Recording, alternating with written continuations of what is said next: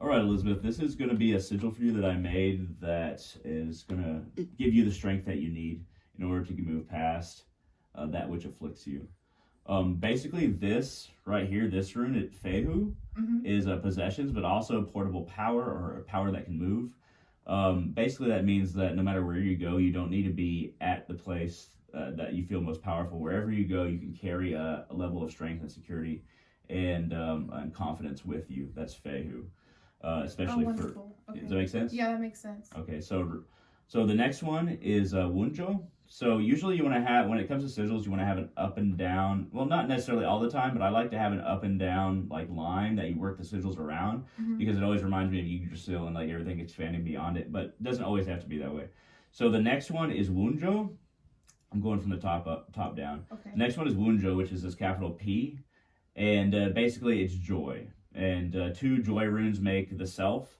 Basically, the Wunjo rune by itself means that you experience ecstatic joy, and you can do so without an additional extension for this sigil. Without like an extension of myself, like it can come from within me. Yeah, without for this sigil, without an extension of another person, like the person we're talking about, right? Or actually even really getting something else materially, but just being joyful in and of yourself.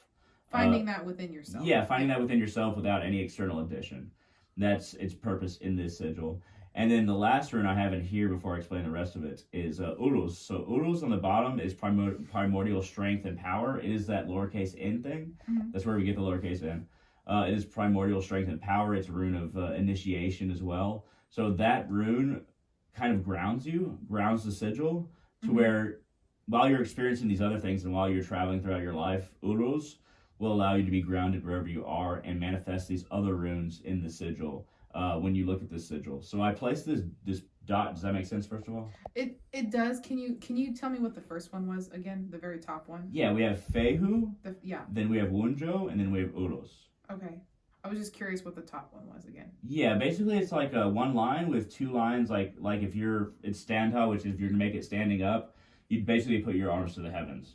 Okay. And then that's a movable power basically in this sigil. Gotcha. Okay. And so do you have any questions about these runes before I explain the rest of it? No. Okay. So I put this dot here right in the eye, kind of towards the center of this sigil, because you want to focus your eyes upon that dot when you're gazing upon this. And basically that's going to transmit the power of the sigil into you. You just have to stare at it when you really need it. And basically these kind of like cross star things, and these are kind of aid your perception to direct you towards that central dot. So these are basically like stars in the sky in a way, but they're used a lot in Vodou as well. So the final thing that you have to do, which we're not going to record, is basically just anoint this sigil with your blood, anoint this name with, your name with your blood, so that empowers it and that gives it life. How do I use, I guess it's a weird question, but how do I use the rune? I mean, like every morning do I what do I do? So this can act as a talisman or a visual aid. Also, we can create a whole another like runic chant, something, or like a prayer. We can even do like an English prayer to where we basically attune this sigil to a certain wordings of a prayer in order for you to have to be able to recite something, which we can do. We can do it on the opposite side. But this in and of itself is a talisman that you can carry. You can fold as often as you want, and when you need it, you can look upon it.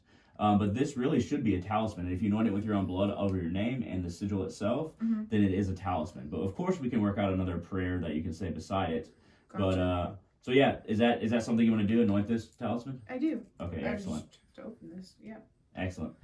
All right, that is the end of the video for now.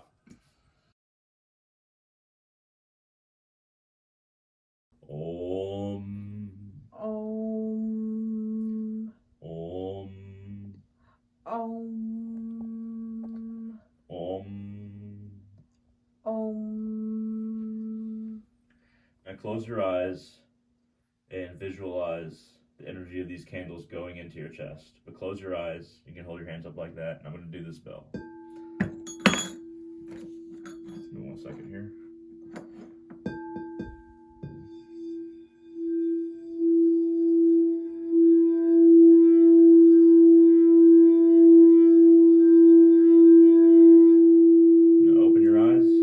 Look at the candles again, and then we're going to repeat Om again. Om.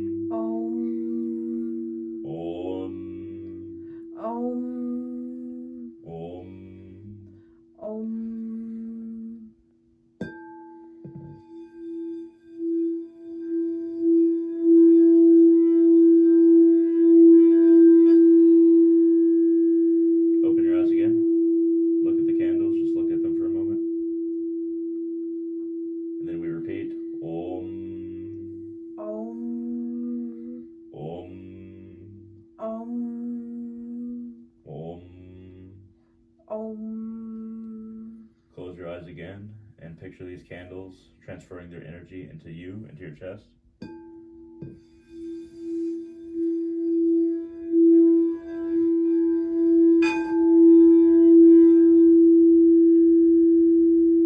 Open your eyes. Look at the candles. And we recite again. Om. Om. Om. Om. Om. Om. Close your eyes and picture the energy going into your chest.